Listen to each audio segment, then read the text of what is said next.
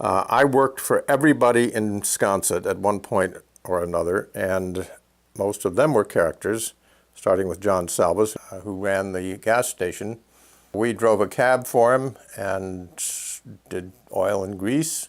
Matty Finnegan, whose real name was Marty, but he was a real New Englander, so that came out Matty. But he was actually a very nice guy. And I cut lawns for him and cut hedges and did that sort of thing. As a teenager, I was really working a lot. I babysat. I worked in the drugstore, scooping ice cream. I worked for Lou Scagliarini, who ran the liquor store next to Cliff Eddy's bookstore, which was actually a soda fountain and notions store. And at one time, there were three of us brothers worked for a man, Mr. Richard Burgess. Years ago, used to have a store on Broadway in Sconset. And of course, when you get three boys together, there isn't much work done.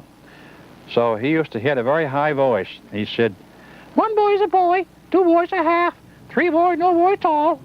So, so he was a nice gentleman. I worked for Phil Morris, who was the beloved longtime postmaster in Sconset, who I'm sure broke all the postal rules there were, because if somebody needed their mail after 5 o'clock, he would make sure they got it. He would do all kinds of favors for people. I delivered special delivery for him. I think I got a quarter for each special delivery letter that I delivered. I was a messenger boy when I was 12 years old for the Western Union, delivering telegrams. And I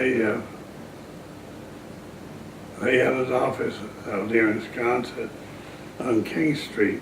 I helped Warren Rogers out, and Warren Rogers was George Rogers' brother, and that's important because George was the town electrician. And his brother Warren was the caretaker of the Sconset Chapel, which took a lot of taking care of because it was at that point even many years old.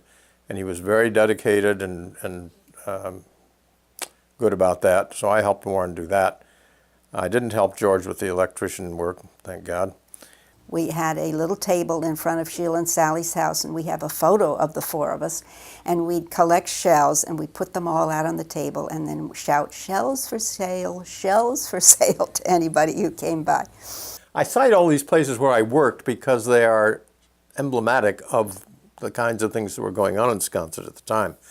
The Chanticleer was run by Ray and Catherine Wiley, both of whom were Harvard graduate and a Wellesley graduate. The Wileys were good cooks and good managers. And I peeled potatoes and bussed things and did things like that.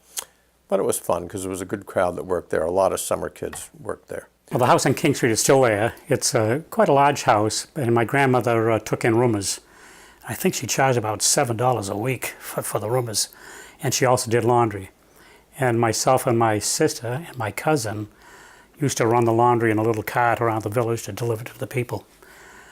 I also worked at the Beach House when I was 15, maybe 14. The Beach House was the huge hotel on Ocean Avenue.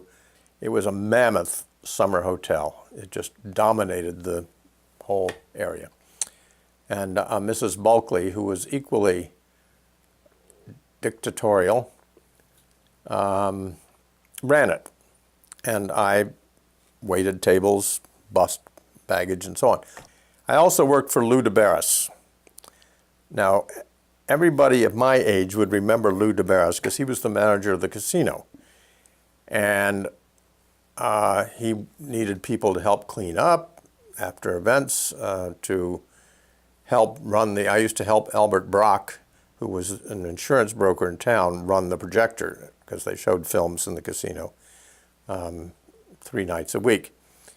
And they were the old projectors with the real films and so on. I can remember Clem and Myra Reynolds. I worked for Myra, and my job was to arrange all the flowers in the Moby Dick and in the inn. And it was an everyday job. And where did we get the flowers? Well, we went out to houses that were empty because the owners weren't there.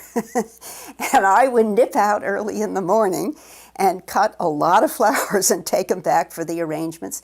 And we ordered a few from Vorneveld, the florist in Nantucket. And then for the great big arrangements, we would probably have to get them from Vorneveld, the big glads and that kind of thing. So I did the big ones up in the Moby Dick, and then the little individual ones. And I did that for 4 or 5 years, and it was a marvelous summer job to have. And I love flowers and love plants, and am a gardener, so it couldn't have been a better job for somebody like me.